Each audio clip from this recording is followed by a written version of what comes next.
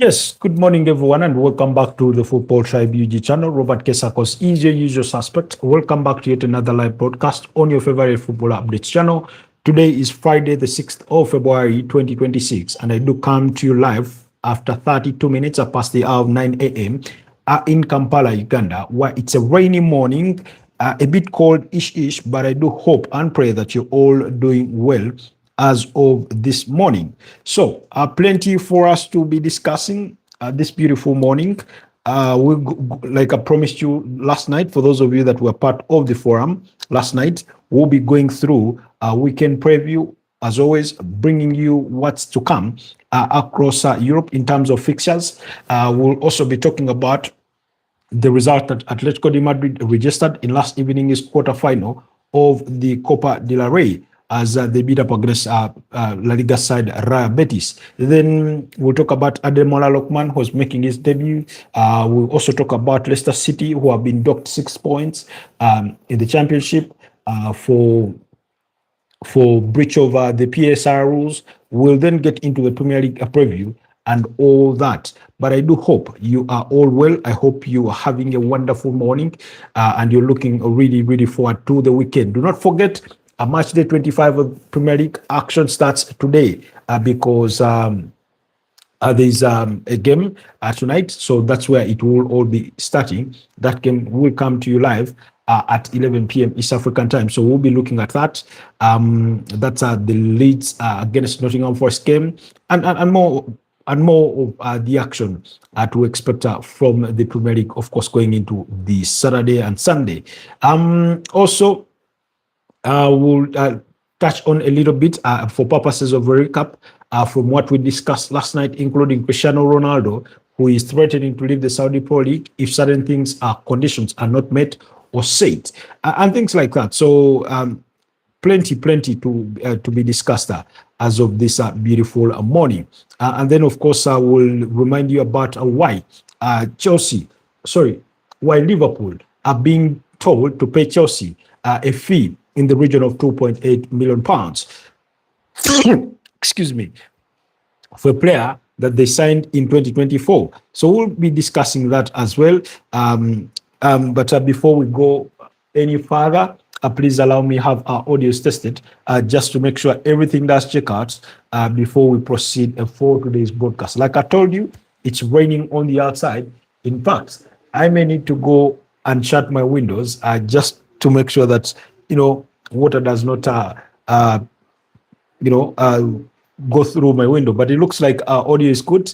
But I'm really, really hoping, I get a hope that it doesn't come to that it doesn't require me to get up. Anyways, but I hope you're okay. So that's what we'll be looking at this morning. Anyways, let's get it all started. Like I said, we will start with a recap from what we discussed last night. Yesterday, I told you about the possibility that Cristiano Ronaldo could leave the Saudi Pro League. And the reason for that is because he has grown increasingly frustrated by what he calls a lack of investment and care about his team, Al Nassr, by the Sovereign Fund of Saudi Arabia. That's the private investment fund who run the top four or the big four clubs in the Saudi Pro League. So he's threatened that he could leave. He does have a contract that he signed, I think, last year that runs until the summer of 2027. Now, in the wake of that, of course, of the January transfer window, teams have been making moves here and there, including Karim Benzema, who I believe was last season's top scorer, making the switch from Al Ittihad to Al Hilal, where Simone Inzaghi is the head coach. So he believes that his club too should be doing more, in addition to what they did in the summer to bring in Joao Felix and Kingsley Coman there, but that has not been the case. He did sit out their last league fixture against Al Riyadh, in which they won by 0-0, and speculation would had it that he could possibly return for the game against Al Ittihad, but that is looking likely not to be the case. For those of you that are just joining us, kindly like the broadcast, but also if it's your first time here, please consider subscribing to the channel. My name is Robert Kesakos, and I'm coming to you live from Kampala, Uganda. So because of that frustration, of course, he had a bit of a protest where he was not part of training, but we learned that on Thursday he had returned to training with the hope, perhaps in some circles, that he could feature in today's game against Al Ittihad. But according to Fabrizio Romano, he says he remains with his stance. He won't be partaking in that game. He will sit it out. Of course, we're talking about a very, very strong Al Ittihad side who won the Premiership last season of the Saudi Pro League. And as we speak, Al Nassr do find themselves, I think, in third place behind the likes of Al Hilal, who are leading the table with 4 points. But Al Nassr have a game to play. And should they win that game, they could go within a point behind the league leader. So because Cristiano Ronaldo has those aspirations of winning the Saudi Pro League, it's become increasingly clear that he wants to not just to participate or be a participant in this a global build of the Saudi Pro League, but he wants to be a winner. He wants to be a winner in part of that. I know a lot. He's come under criticism by some sections of the football community who think that he went to Saudi Arabia all for the money. Whereas that could be true, that he went for the money, he still does care about the game. He still does care about the game of football, that what happens on the pitch still does matter to him. Otherwise, he wouldn't be protesting what he believes is a lack of significant investment in his club. That's Al Nassr. Excuse me. So really, because he still cares about winning, we know he's a winner. He's obsessed with winning every competition he partakes in. That's been the case. So because of that game, which will be played today at 8:30 p.m. For those of you that may want to follow the events from there, he thinks that again, like I said, it's due to what he believes is a lack of investment or significant investment into his side. We're talking about a side, Al Ittihad, who beat them last season by 2-1, while they had won one of those fixtures. No, sorry. This season, when the two sides met, they won that game by Al Ittihad beat Al Nassr by 2-1, while last season, in the Saudi Pro League, they beat Al Ittihad by 2-0. Then they also met each other in the Super Cup, and Al Nassr won that game by 2-1. So it does promise to be a very, very entertaining fixture between the two sides. There were also two other meetings there that Al Ittihad won by 3-2 and 2-1 respectively in 2025 in the Saudi Pro League. But that 2-0, also called as the Saudi Professional League. Now, earlier on when they met this season, it was in the King's Cup, sorry, not the league. It was in the King's Cup, and Al Ittihad won that fixture by 2-1. So, I mean, it's a big context. This is a game that means a whole lot to them. And like I said, it's Al Hilal that are leading the pile with 50 points, while Al Ahly are in second place with 47 points, and Al Nassr are in action today against a sixth placed side in Al Ittihad, who, they take on. And I mean, if they drop that game, of course, it widens further, leaves that gap widened. Or if they win, they can close on Al Hilal there. So in his contract, he has a release clause worth 50 million euros. Should he want out, then any club that may be interested in him could pay that, and he has and have them leave. Now, at this stage of his career, at the age of 41, I've said this before, that you do not expect much or too much from Cristiano Ronaldo in the footballing sense, behind the kind of leadership and winning mentality that he may bring to the dressing room. But more importantly, you look at the commercial value. And in the wake of that news, according to CBS Sport, they do argue that it could give him the opportunity to perhaps wrap up his career back in Europe, where maybe at Sporting Lisbon, where he started his career before joining Manchester United. Then maybe he goes to the Major League Soccer. There's that speculation, according to different sources, but also there are sources pointing in the direction of the Super League that's in Turkey, where recently we've seen a growing relationship between the Super League of Turkey and clubs in the Saudi Pro League. So we cannot rule that out. So anything, if not left to chance, can still happen. Now, also sources indicate that it may require the intervention of officials from the private investment fund or the sovereign fund of Saudi Arabia and officials from the Saudi Pro League to intervene and convince Cristiano Ronaldo that they do really, really care about his club, Al Nassr, and are committed to making significant investment in the future to see that they continue on a winning streak. And now, while he may be dissatisfied with those entities, particularly the private investment fund, it is also reported with absolute certainty that it was neither the Saudi Pro League, management, nor the private investment fund that facilitated Karim Benzema's move from Al Ittihad to Al Hilal, because Karim Benzema goes from Al Ittihad to Al Hilal during the January transfer window to further strengthen the table leaders, and he did score a hat-trick yesterday in their game. That's for Al Hilal as they beat up against Al Kadowood by 6-0. He was among the goal scorers in that game. He scored a hat-trick, while Malcolm and Dawasari were the other goal scorers in that game. So that sort of feeling that, Al Hilal, who are already strong and are leading the pile, are already strengthening with the important striker like Karim Benzema, left him with a bit of a bitter taste. But like I said, it was neither the private investment fund nor the Saudi Pro League that facilitated that move, but rather a billionaire called Al Walid bin Talal that facilitated Karim Benzema's move, which in the process also extended his stay in the Saudi Pro League until June 2027. The equivalent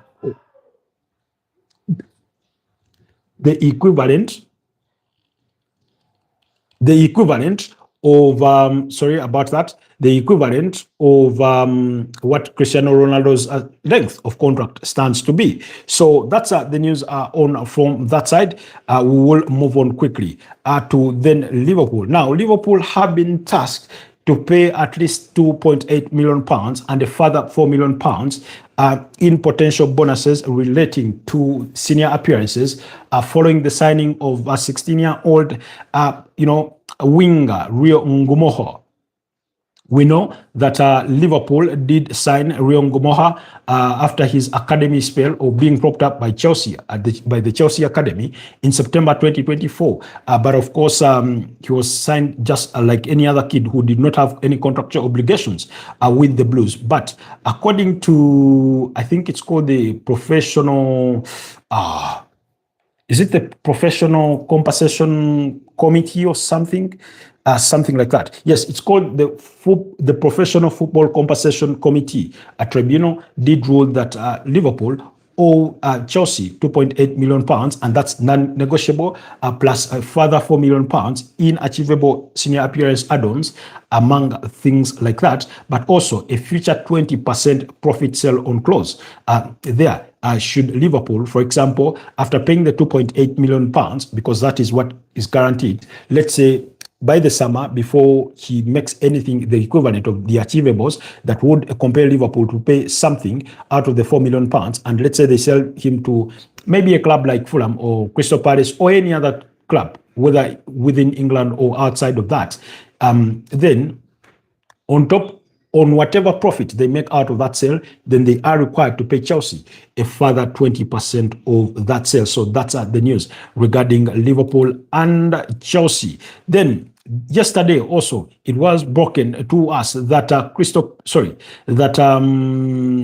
Leicester City had been docked 6 points for being found in breach of the Premier League's profit and sustainability rules. It is believed that Leicester City were found guilty of breaching those rules for the 2023-2024 campaign. And this So this is according to Ben Jacobs. He said Leicester City have been given an immediate 6-point deduction for breaching the profit and sustainability rules for 2023-2024. The Premier League raised the case under their jurisdiction, and it was determined Leicester City had breached the relevant PS profit and sustainability threshold by £20.8 million over the 3-year assessment period 2022-2024. Now, remember, in between somewhere of that period, because for the 2023-2024 campaign, Leicester City had been playing in the Championship under the charges of Enzo Maresca before he moved on to Chelsea, and he helped them gain promotion for the 2024-2025 Premier League season, which unfortunately for them was a bit of a terrible campaign. Of course, they had Steve Hooper as their manager at one point. They sacked him, brought in Ruud van Nistelrooy, didn't do any wonders, and they eventually got themselves relegated. So they've been docked 6 points. With Leicester City currently a Championship club, the EFL board today ratified an independent commission's recommendation of an immediate points deduction. It leaves the club only outside the relegation zone on goal difference. Remember, I think in the Championship, 4 teams get relegated. So because of that,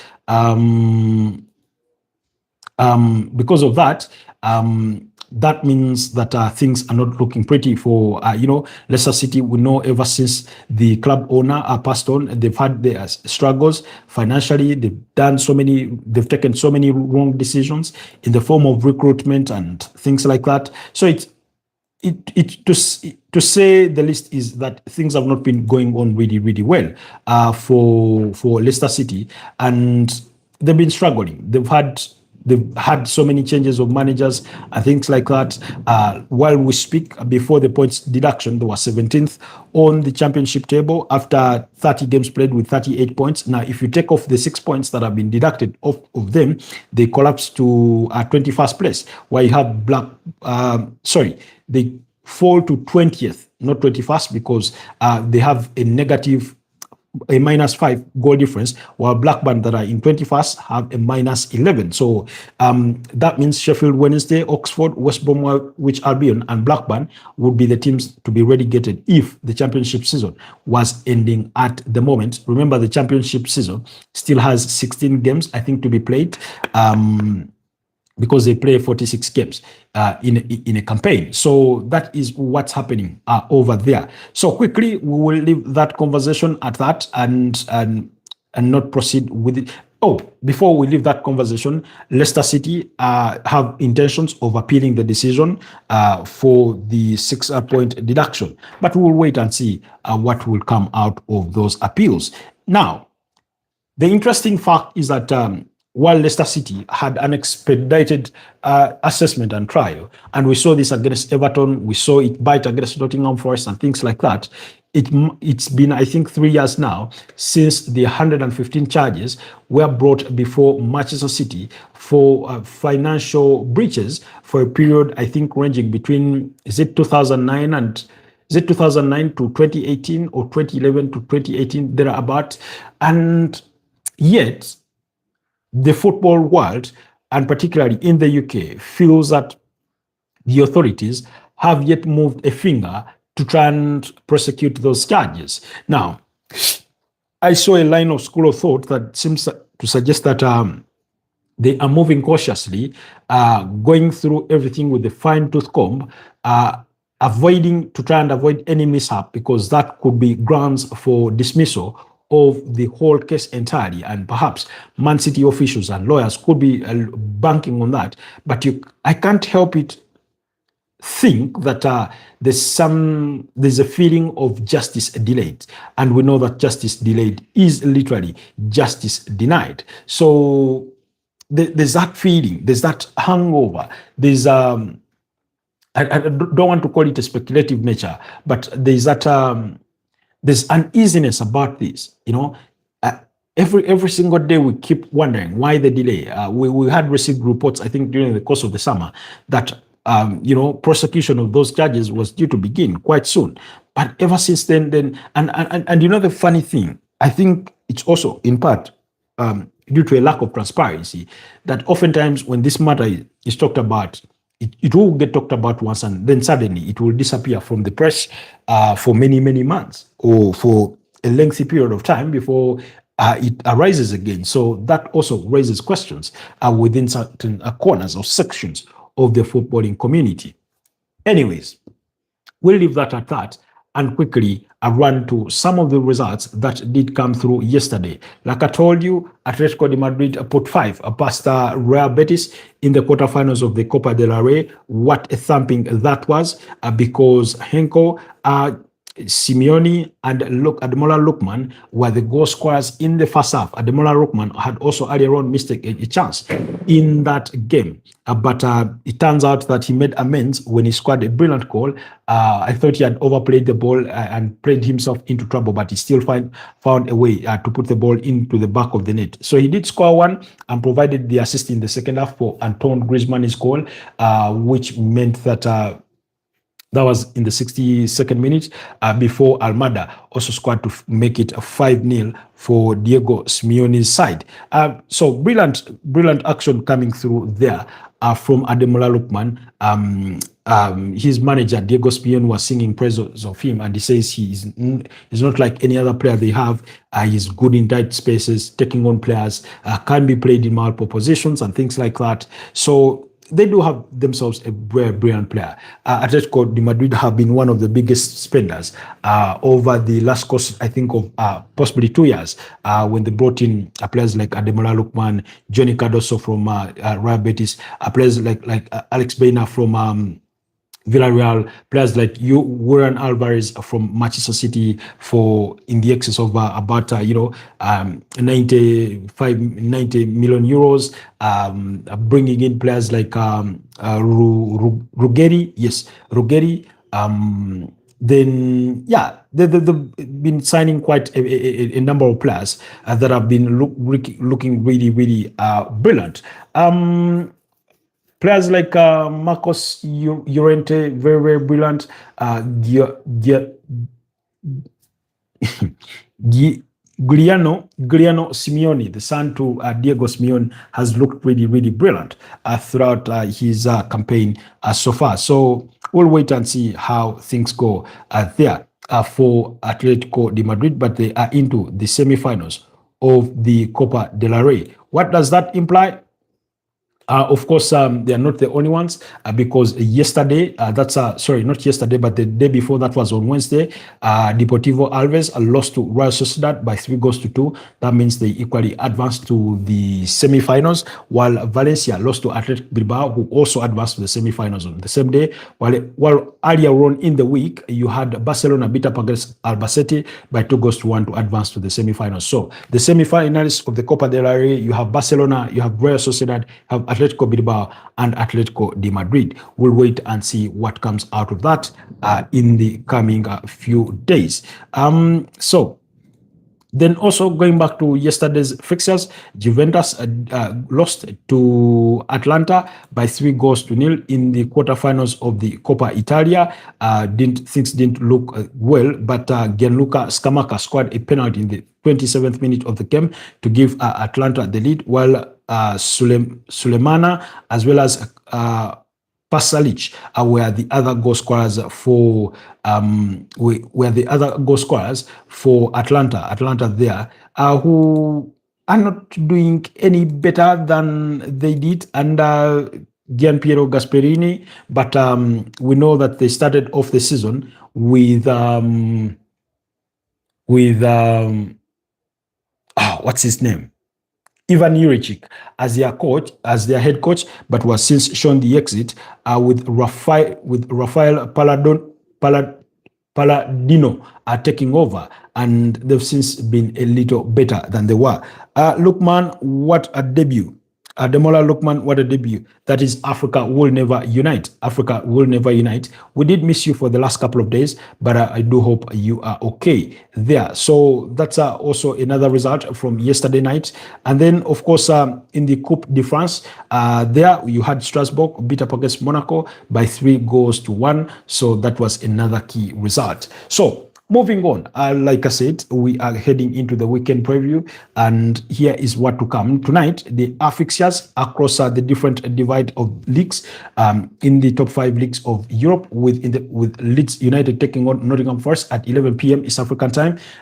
In That's in the Premier League. In the Spanish La Liga, Celta Vigo will be up against Osasuna, while in the German Bundesliga, Union Berlin will take on Eintracht Frankfurt. In the Italian Serie A, Hellas Verona will take on Pisa, while in the French League One, Metis will be up against Lille. So do not miss out on any of those fixtures that may be of interest to you.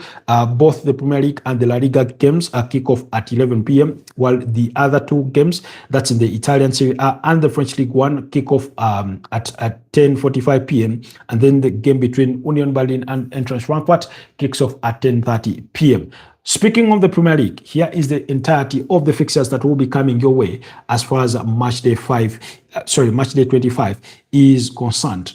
Like I said, action kicks off on Friday, but then it continues through Saturday with an early kickoff big game between Tottenham Hotspurs and Manchester United. Manchester United in action against Tottenham Hotspurs. Tottenham Hotspurs, the ones making the trip to Old Trafford at 3:30 p.m., while we will then have 5 games to be played on Saturday at 6 p.m. between Arsenal and Sunderland at the Emirates Stadium. Bournemouth take on Aston Villa at the Vitality Stadium, while Burnley at Turf Moor will be up against West Ham United.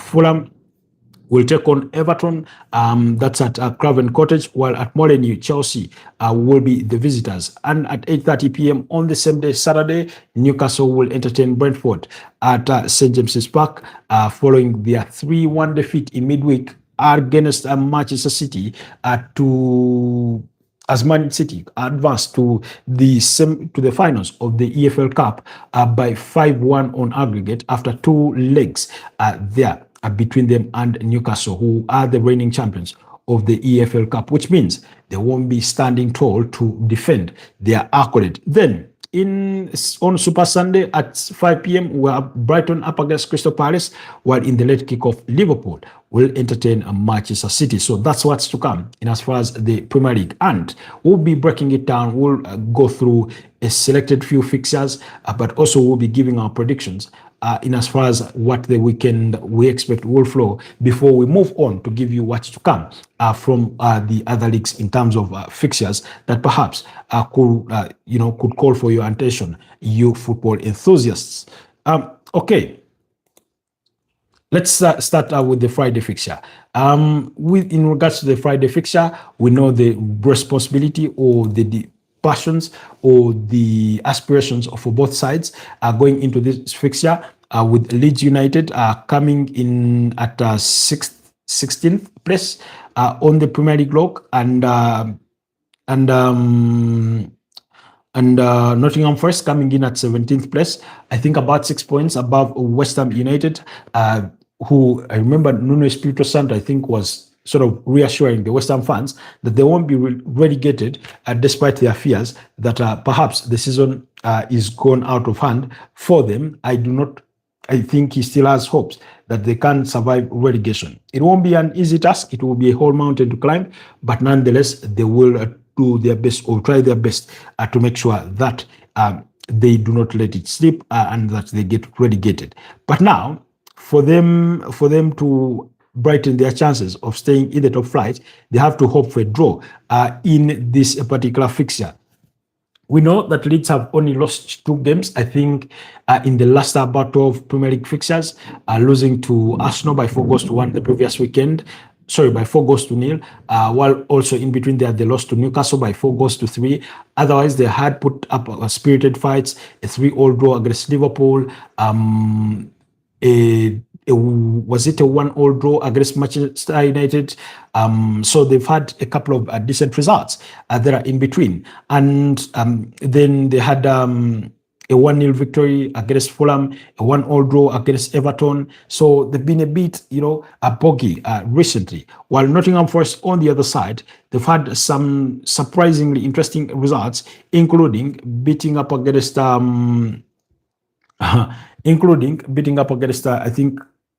losing to Aston Villa by 3-1, beating up against West Ham by 2-1, drawing 0-0 against Arsenal, and beating up against Brentford by 2-0. That was a bit of a surprise result for me.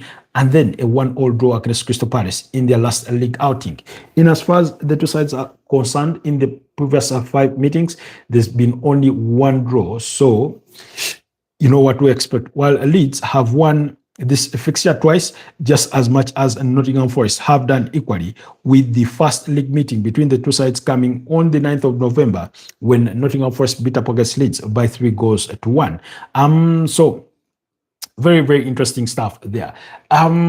Ampadu, one of the players to look at in that, a midfield. Goodmanson at the C left back, a very decent guy.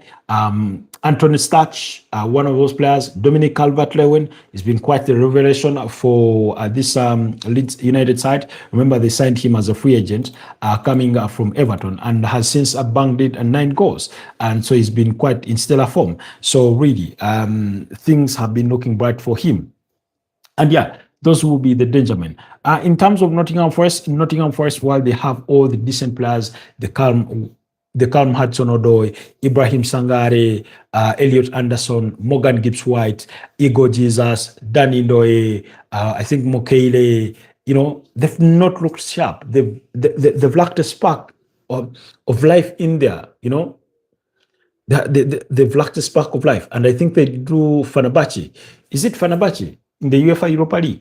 They have a very difficult game in the UEFA Europa League playoffs. But again, I will wait for that to come at the opportune time. But yeah, a draw is a huge possibility. But I'm going to go with a bit of faith in Leeds United that they can win this fixture by 2-1. Yep, I'm going to go Leeds to win this fixture by 2-1. I don't know. I feel that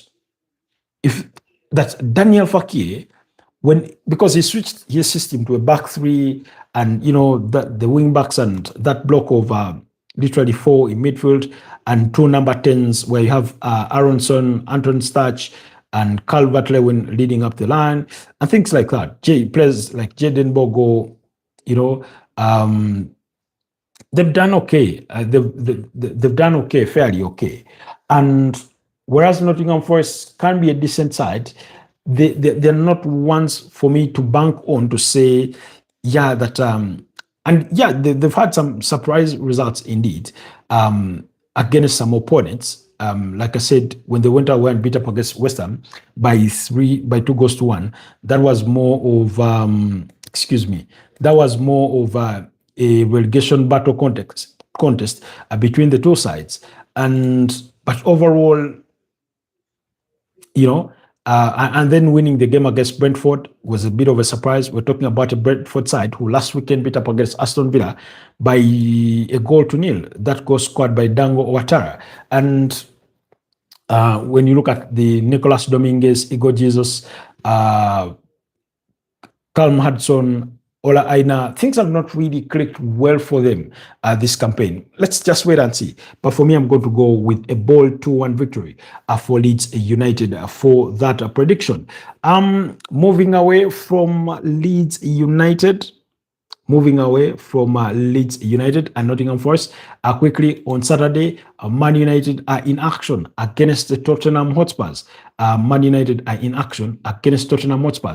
Big game. What makes it a big game is these were arguably the worst 2 Premier League teams in the campaign last season by measure of their own standards, by measure of their own caliber. They were really, really poor.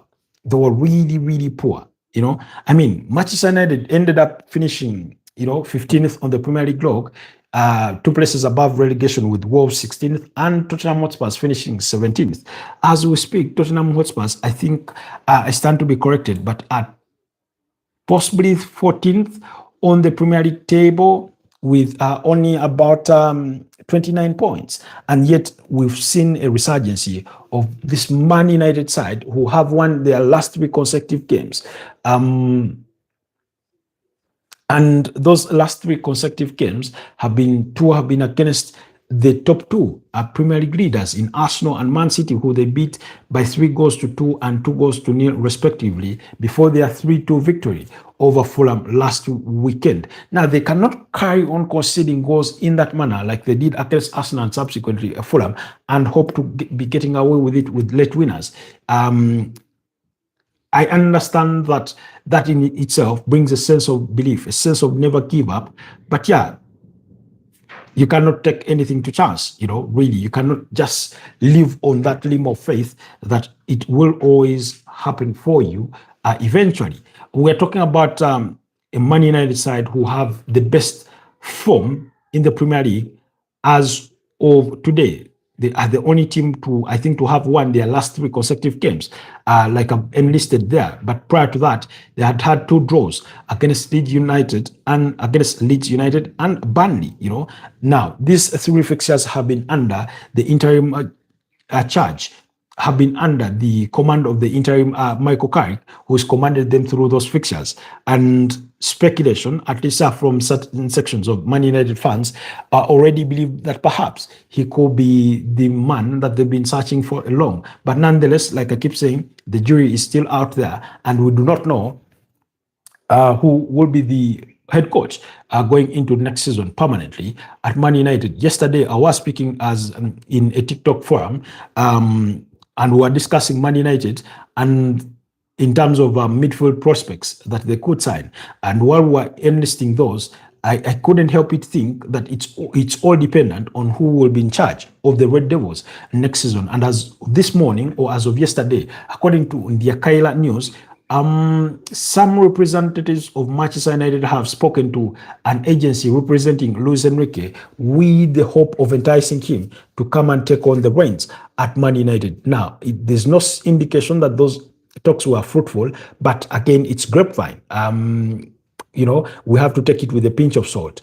So far, if Man United are plotting a summer managerial recruitment and have already a shortlist in their names, so far they are keeping those cards close to their chests. But we can't go with what previously has been speculated or pointed in the direction of Man United managers like Gary Southgate, formerly at the England national team, managers like what's his name? Kian McKenna of Ipswich Town have been, floated around. Mauricio Pochettino, formerly at Tottenham Hotspur and Chelsea, has been floated around. Some people have pointed in the direction of Carlo Ancelotti, who is with the Brazil national team. Of course, he has Premier League experience, having managed Chelsea and Everton at different, intervals. And then, so those are some of the managers. Xabi Alonso has been has no Premier League experience, but we know what he did with Bayer Leverkusen and before recently parting ways with Real Madrid. And then also Enzo Maresca is out there for the taking. And I've said this before, that for all the issues going on at Manchester United, if they are interested in building a project, they cannot go for Carlo Ancelotti. Because, and there's some bit of mutual feeling about that perhaps, he's of a different era in a way. Not that he's a bad manager, but chances are Enzo Maresca is in the running. Michael Carrick, depending on how he finishes the season, he could vie for the role. Maresca, Michael Carrick, Xabi Alonso. Now, the tricky part about Xabi Alonso is he played for Liverpool, and we all know the rivalry that does exist between Liverpool and Man United, dating far back to the Industrial Revolution. But Kian McKenna, I'm not too sold. I'm not too sold just yet. Whereas he's a good manager, I always keep saying that the pressure of managing a club the size of Man United can be a daunting task, can be a tall order on some managers, and maybe he ought to be given a chance to prove himself. But the question is, how many opportunities do Man United have to dish out chances to prospectively good managers? Enzo Maresca has had a test over this Premier League with Chelsea. We know he guided them to a fourth place finish last season. He won them the Conference League and also the FIFA Club World Cup. So you know what you get in Enzo Maresca. Do you heed or do you buy into his playing philosophy and all that? I do not know. You have a Michael Carrick who knows Man United in and out, having played for them and won there, multiple accolades. So it's a bit tricky. It's not easy. But whatever Man United look to do in the transfer window will have a relation to do with who their next manager is. But coming back to the current manager, Michael Carrick, I can't help but think that he's done tremendously well. Then on the other side, we have a Tottenham Hotspur side who have lost two of their last 5 games and drawn 3, drawing against Sunderland, Man City in the very last game by 2 goals to 2, as well as Burnley by 2 goals to 2, while losing to Bournemouth by 3 goals to 2 and West Ham United by 2 goals to 1 in that London derby. We're talking about a Tottenham Hotspur side that have been troubled with injuries literally throughout the entirety of their campaign. We're talking about players like James Maddison, players like Dejan Kulusevski, and these are no lightweight players. These are really, really significant players that would have been integral to Tottenham's season. Of course, they went in the transfer window and signed up Conor Gallagher from Atletico de Madrid, even though they signed a central midfielder. My aspirations or wishes for them would have been for them to sign an attacking midfielder, because creatively that's back without a digit space, and I do not think Xavi Simons has given it to them the way Bruno Fernandes has given it to Manchester United. So, but as we speak, players like Lucas Bagville, Ben Davis, Rodrigo Bentancur, Richarlison, Mohamed Kudus have all been sidelined. Pedro Porro, Dejan Space, Mickey van der Ven, and Christian Romero. This one played, I think, in the previous game, but he had an illness, but chances are he could be back for this game. On the side of Man United, injuries have been the least of their worries because they've not had too many, besides Patrick Dogu, who suffered a hamstring injury that will see him out for a period of up to 10 weeks. During their 3-2 victory at the Emirates Stadium against Arsenal, Matthias de Ligt has been out with a back injury, and then Mason Mount recently suffered a no. Mason Mount bought expensively from Chelsea, but is yet to live to his full potential. He's yet to repay that enormous investment in him from Man United, because injuries have become a key part of his Manchester United career, So those are the only few injury worries that United may have to contend with. I do not think he will change his team that are played Fulham, going with Seny Lomans, Harry Maguire, alongside Lisandro Martinez, Luke Shaw, Diego Dalot, Kobe Mainoo alongside Casemiro, Bruno Fernandes at the tip of them, Amadou Diallo on one wing, Matheus Cunha on the other, with Brandon Bomo leading the lines. And of course, they brought in Benjamin Sesko later on, who then scored what turned out to be the winning goal of that game. So early kickoffs are oftentimes tricky, whereas Tottenham have looked fairly okay in terms of their away form this season compared to their home form. I struggle to see how they get the perfect results at Old Trafford. It doesn't seem likely, because out of the 29 points they have, 19 of those have been gathered away from home, and only 10 have come at home. So that tells you that even in a very turbulent season, when they go away, they tend to perform slightly better than they do at home. Away from home, they've registered 5 wins, 4 draws, and 3 losses. While and those ahead of them are Arsenal. In their performances away from home, Aston Villa and Chelsea are the best performing teams away from home.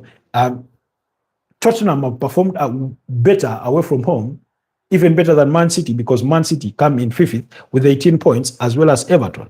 Now, and yet, like I told you, their home form is the reverse.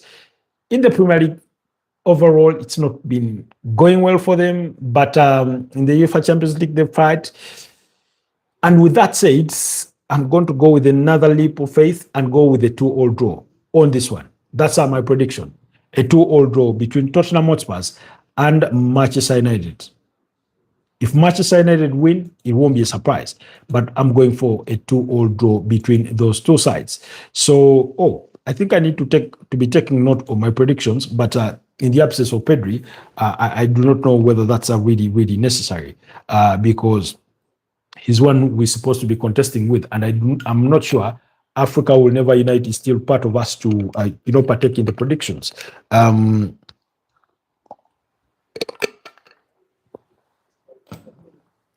Excuse me. So that's that. Quickly moving on to the other fixture.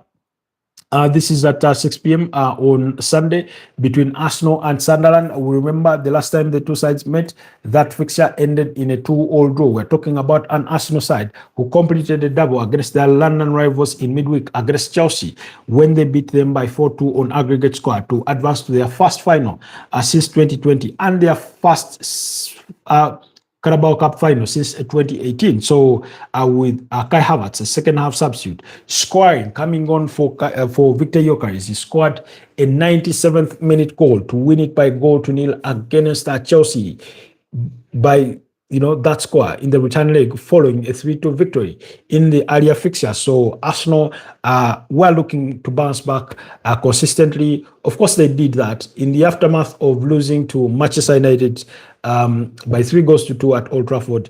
They went to the UEFA Champions League, beat up against Kairat Almaty by 3-2.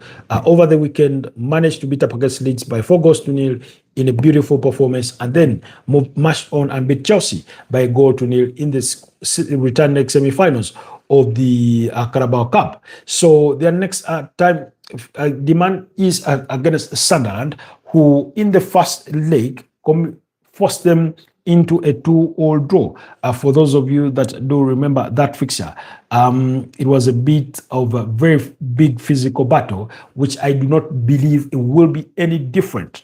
It's not like Arsenal were physically bullied, but yeah, Sunderland really gave it the grit. Like I told you, United are the only side with a better run of form currently in the Premier League. When you look at Arsenal over the last 5 fixtures, they've won 2 fixtures, drawn 2, and of course lost 1. That's to Man United. While Sunderland, on the other hand, have lost 2 fixtures and won 2 and drawn 1.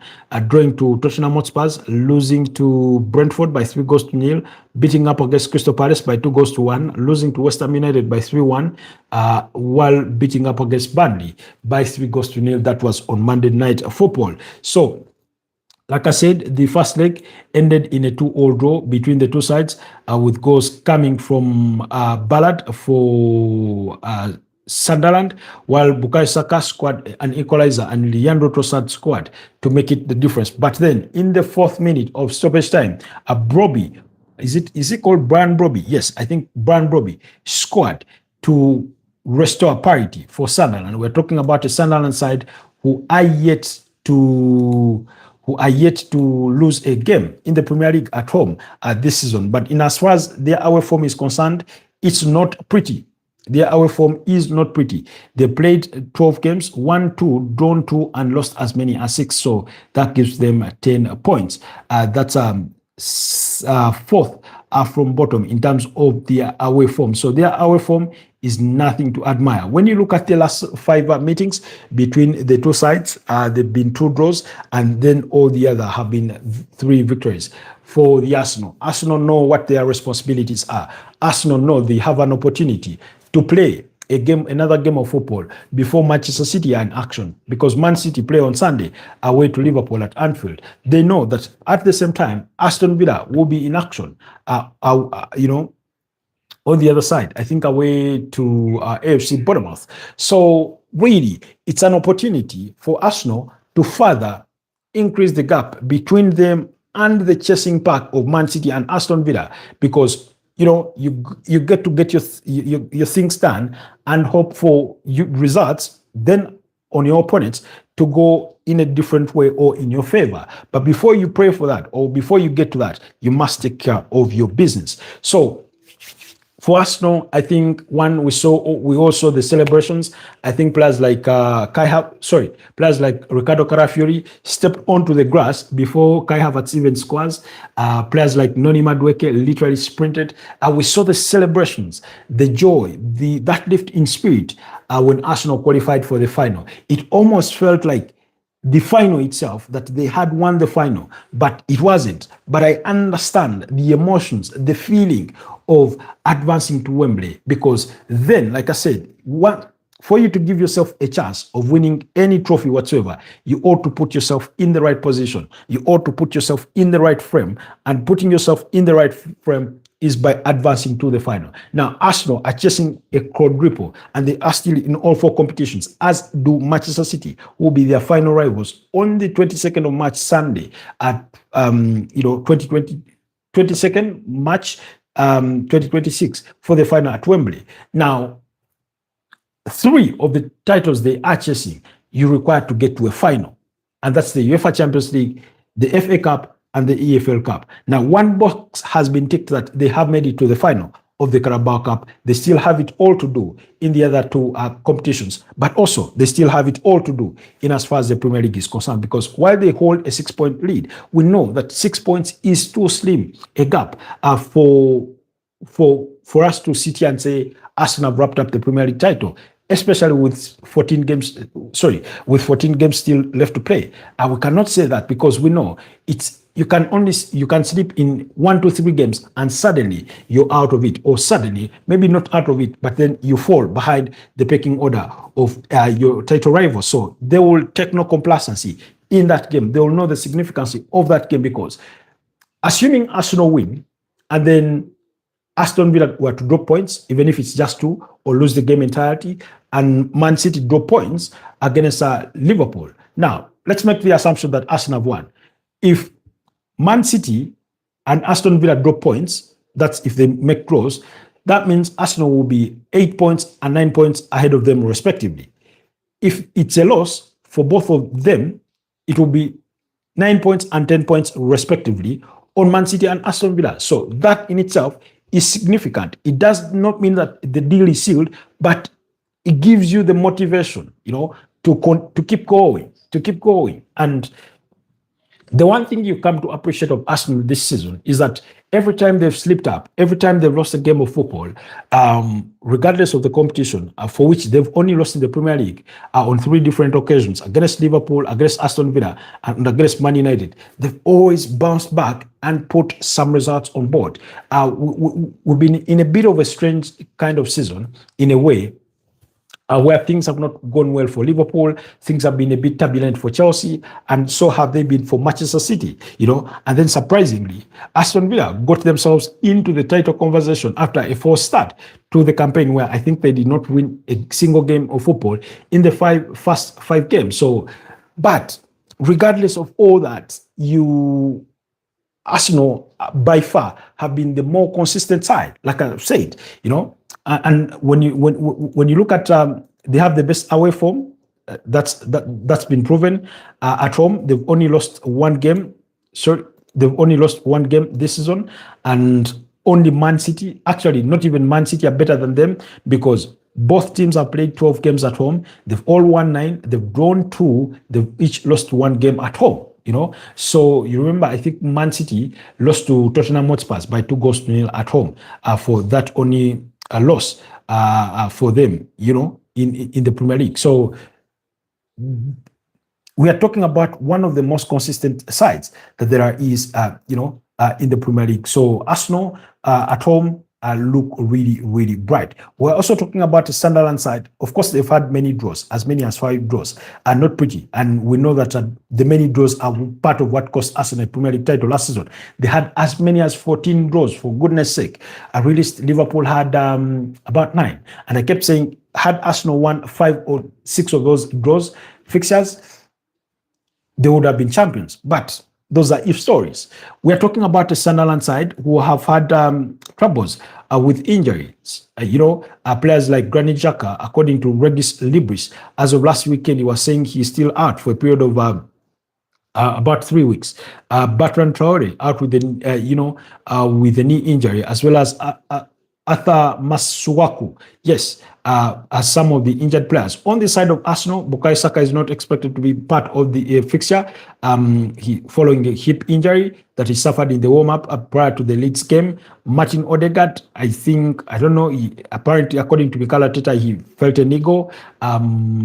After the Man United game, Mikel Merino has need surgery on his foot. I do not know whether that surgery has since been conducted and how well or unwell it went. And then Max Doman suffered an ankle injury. This one has been out for the last couple of months. But other than that, Arsenal have majority of their players at available. We're talking about the goalkeepers: Kepa Arrizabalaga, David Raya, Yuan Timber, Ben White, Ricardo Carafiori, Piero Hincapié, who looked really brilliant against Chelsea, William Saliba, Gabriel Magalhaes, Christian Mosquera, Martin Zubimendi, Declan Rice, Ebeleche Eze, Kai Havertz, Gabriel Jesus, Leandro Trossard, Victor Gyökeres, Gabriel Martinelli, Noni Madueke, Christian Norgard, Maz Lewis Kelly, all available for Mikel Arteta's selection. If there's any excuse for Arsenal to drop points, it won't be anything to do with injuries. It won't be anything to do with the significance of players that are absent, even though Bukayo Saka and Martin Odegaard are such significant players to both sides. So really,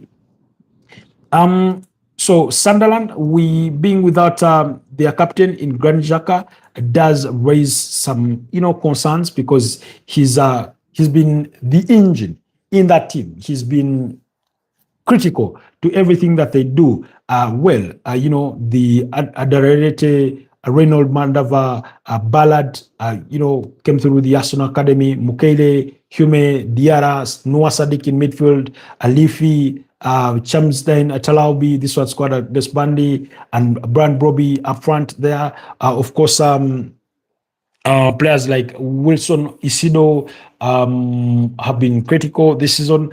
But if you ask me about my predicted lineup, I do not think Sunderland will change their lineup that are beat up against Burnley on Monday by 3-0. They had a back five plus a 5-4-1 kind of system. Again, they will play with the low block. They will try to be very defensive, because they know that if they do open themselves up, then Arsenal will obliterate them. They tried that a little bit when they went away to Manchester City at the Etihad Stadium. The Man City put 3 past them. So Arsenal will have David Raya returning goal, William Saliba alongside Gabriel Magalhaes. At left back, I don't know. I think it could be Ricardo Carafiori ahead of Hincapié. I keep slotting him in there, but it doesn't start. Yuan Timber at right back. He felt really, really tired at the end of that game. And so did majority of them, because they had literally run their legs off. So if I were Mikel Arteta, I would rotate this one a bit. I would give Ben White the nod, but I won't be surprised if it's Yuan Timber. The midfield, Declan Rice, Martin Zubimendi, and Kai Havertz would start for me. At the tip, of course, Victor Gyökeres with Leandro Trossard on one side, and Noni Madueke on the other. So I went for Arsenal to win this fixture by 3-1. That's my prediction for the Arsenal versus Sunderland game. 3-1 is my prediction in favor of the Gunners to win that game. Let me know if you think otherwise, or if you have a contrary prediction. So that's 2 predictions. Oh, guys, I need to be taking note of this, I think, because sometimes I forget my own predictions. I went for Leeds 2-1. I went for Man United 2-2. And then I've gone for Arsenal 3-1 to beat up against Tottenham Hotspur. We know they've had a decent form at home. Then moving on quickly, Bournemouth up against Aston Villa. Aston Villa have had a slip of hope lately. They've won 2 of the last 5, 1 draw and lost 2 losses, coming at home against Everton, and then at home against Brentford. Now, of course, they've had injury issues. They did lose Boubacar Kamara, their key midfielder. They did lose Yuri Tillemans, very integral in that midfield. They did lose John McGinn, the captain, and in a quick fix of things, they brought Douglas Luiz, who had a good game last weekend. Of course, they have Amadou Onana to be there, because this was against the 10-man Brentford side that beat them. So, of course, Martinez in goal, Ian Matson, Pau Torres, Ainsley Konsa, Matty Cash, who's been one of the best right backs there is in the Premier League this campaign.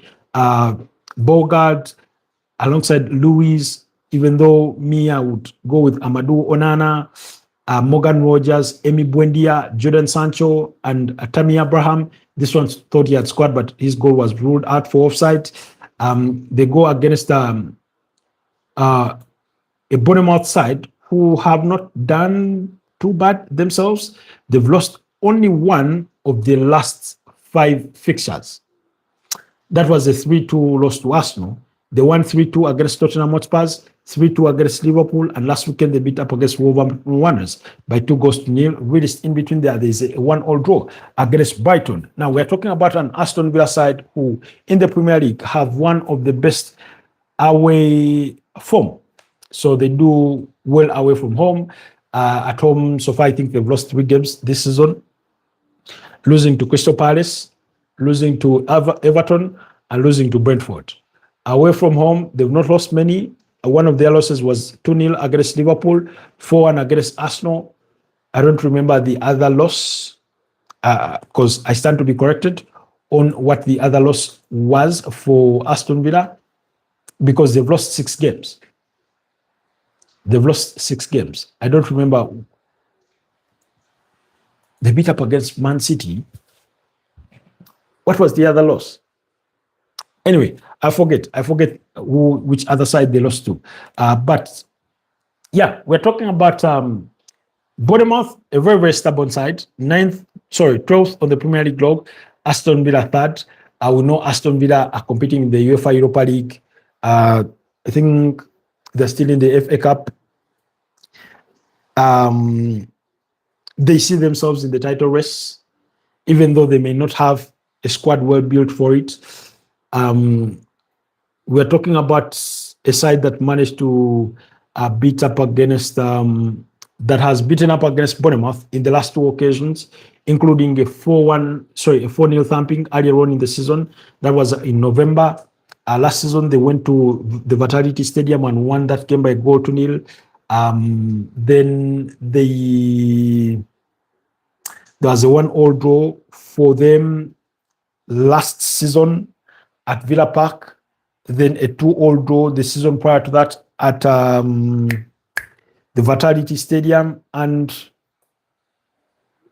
a 3-1 victory for Aston Villa. Now, my gut feeling here has a draw written all over it, although I'm more inclined towards an Aston Villa victory.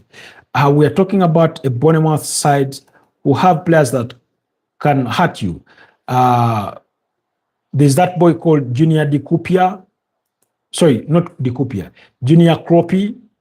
You have players like Alex Scott. Of course, I think they are without Justin Kluivert. Then Evan Nilsson on a good day can punish you. But I see. I'm going to go maybe Aston Villa 2-1, or is it going to be a draw? I have this feeling of a draw, I have this feeling of a draw. Bournemouth, see, things are hard to predict. But I'm going to go for Aston Villa to win 2-1. I'm going to go for Aston Villa to win 2-1 for that fixture, even though a draw is a very, very plausible result that can happen. Burnley versus West Ham. I'm going to go for West Ham to win that game by 3-2. So Burnley, I don't know. That's gone. I'm going to go with a leap of faith. Burnley to lose 3-2. Fulham Everton. Difficult fixture. Fulham had a good performance against Man United, although they could not see it through. I'll go with a 1-all draw. Fulham Everton. I'll go with the 1-all draw. Guys, we'll find time, of course, tomorrow to preview some of these other fixtures, but some of them we're not going to go through them in depth. Chelsea, Wolverhampton Wanderers, let's discuss that one in full. But Newcastle, Brentford, I'll go Newcastle 2-1.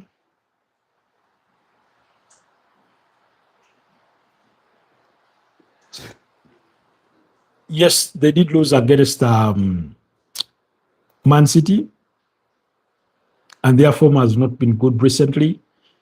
Newcastle, because they've won 2 games, they've lost 2, they've had 1 draw. Brentford have only lost 1 of the last 5.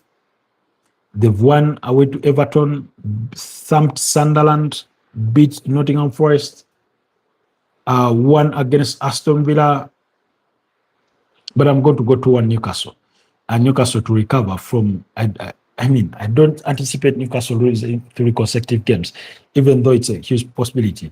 We're talking about a Brentford side that hammered them 3-1 in the first leg, but we know for a fact that Newcastle won the fixture at St. James's Park by 2-1 last campaign, and there's been that bit of a trend of Newcastle usually winning the tie at home, even though they've won once away to the GTEC Stadium in the last 5, and they've lost twice there. So there's not been any draws. Anyways, so yeah. Then Chelsea Wolves, let's get to that in a bit. Fulham have beaten up against Chelsea. Brighton drawn against Liverpool, lost to Leeds and Man United. Everton lost to Brentford. They beaten up against Aston Villa, but all the other 3 have been draws. That's why I went for a 1-all draw. Okay, Chelsea versus Wolverhampton Wanderers. Now, I don't see anything other than a Chelsea win. Now, I know it's not an easy fixture, and Chelsea have lost some to this Wolves side. But if you're Chelsea and you're fighting to finish within the top 4, then clearly losing to Wolverhampton Wanderers, a side that have only won 1 game all throughout the season. In 24 games played, they've won 1 game, and then they've drawn 5 games. I do not see how that is the game that you lose.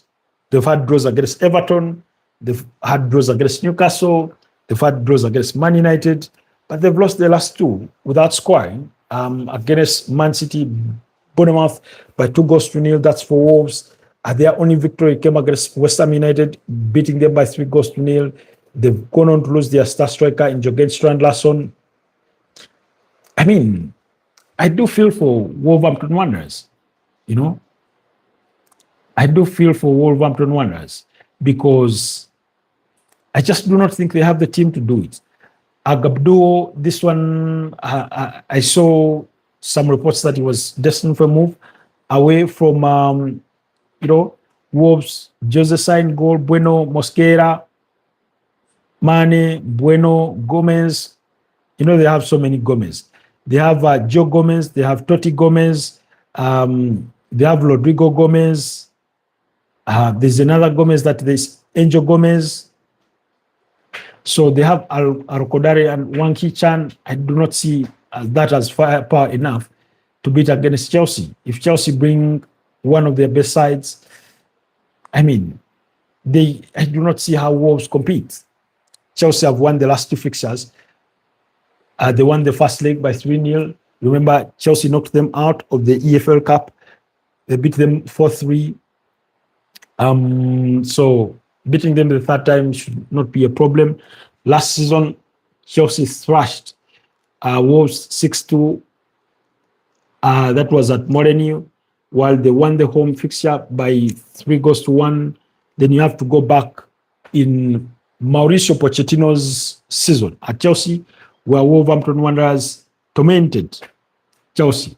They beat them home and away 4-2 and 2-1 respectively. And that's not the same Wolverhampton Wanderers side. I think that Wolves was under the charges of Gary O'Neill. But, I mean, Chelsea's win is written all over this one. I don't know if Chelsea will be able to keep a clean sheet, but I'm going to go for Chelsea to win 3-0. Chelsea to win 3-0. That's my prediction for that game.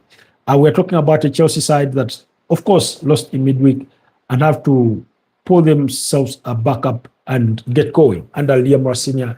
They've done well. 8 games he's managed them through.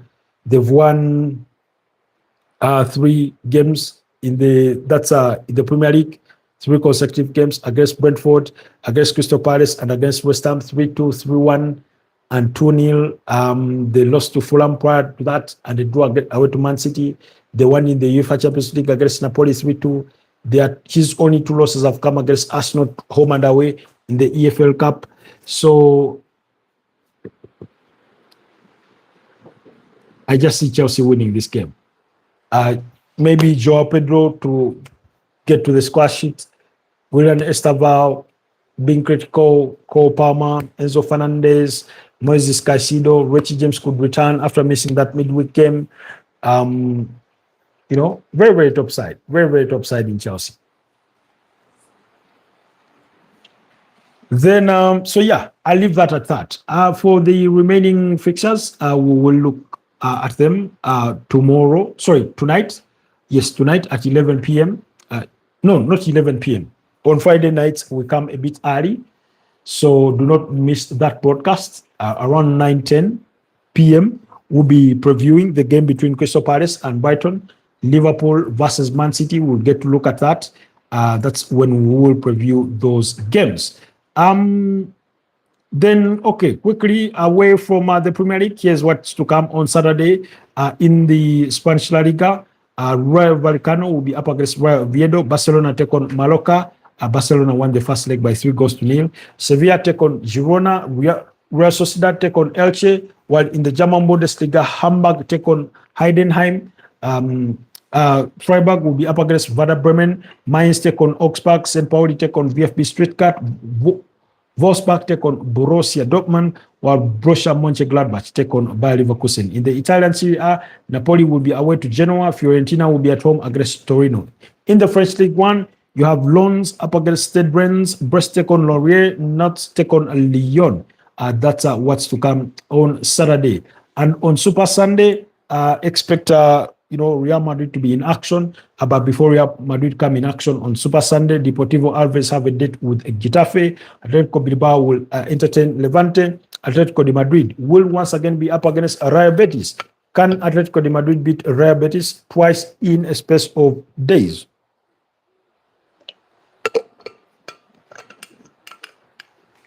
I don't know why they scheduled for Atletico de Madrid to play the same side on Thursday and then play them after 2 days, because literally they have Friday, Saturday, and then go in action. Why not have the fixture on a Wednesday? Anyways, then Valencia will take on Real Madrid at 11 p.m. East African time on Super Sunday. In the German Bundesliga, FC Cologne will take on RB Leipzig. Bayern Munich will be up against Hoffenheim. Bayern Munich have not won in the last 2 fixtures, losing to Augsburg by 2-1, while they had a draw last weekend. It was a 2-2 draw. Anyways, in the Italian Serie A, Bologna take on Parma, Lecce up against Udinese, Sassuolo take on Inter, while Juventus will be up against Lazio. In the French League 1, that is on Super Sunday, Nice will be up against Monaco. The no-fly guy says, hello, uncle. Hello, no-fly guy. Angers will be up against Toulouse. Auxerre will take on Paris FC. Le Havre will take on Strasbourg, while Paris Saint-Germain will be up against Olympique Marseille. Beautiful fixture coming in there at a quarter to 11 p.m. on Super Sunday, or 10:45 p.m. Remember, Olympique Marseille won the first leg by 1-0. So big game coming your way in the French League 1 over the weekend, with PSG leading the pile with just 2 points ahead of RC Lens, while Olympique Marseille are third on the table with 9 points adrift of the league leaders. So very, very significant fixture coming in there. Of course, Akraf Hakimi won't be in that game because he has a red card. The two sides also met in the Trophy des Champions, which PSG won on penalties after a 2-2 draw. So then last season, PSG beat Marseille home and away 3-1 and 3-0. We're talking about a PSG side that have some injuries with Fabian Ruiz out, Quinton Njatou, as well as Kivicha Kvaratskhelia, while Akraf Hakimi received a red card in their last game against Strasbourg, which they won by 2-1. Mendes, the left back, I forget his other name. Nuno Mendes scoring the winning goal there. Rebuke it. Rebuke what? So yeah, that's what's to come your way in as far as the weekend is concerned. But at 11 p.m. on Super Sunday, do not miss out on Real Madrid versus Valencia, a very, very big game. And then Juventus Lazio is another blockbuster fixture that will be coming your way over the weekend. Otherwise, the no-fly guy and every single one of you, Africa will never unite. Thank you so much for being part of today's morning's podcast. It's at 10:48 a.m. here in Kampala, Uganda. Allow me to wish you a blessed rest of the day. And I'll see you guys for the Friday night live there as we discuss and digest the Liverpool game against Man City, and then also look at Brighton versus Crystal Palace, but also bring you some of the news that will have made the headlines from the world of football. So keep it locked to the Football Tribe UG channel. Do not forget to go under our shorts section and watch all our videos. Let us know what you think in the comment section. Go over to the video section of the channel, watch all that content, leave us your views in the comment section, and we'll keep engaging with you. Otherwise, stay blessed for now and have a blessed weekend ahead and a wonderful Friday. Bye-bye from me here from Kampala, Uganda. It's Robert Kesakos on behalf of Football Tribe. Bye-bye.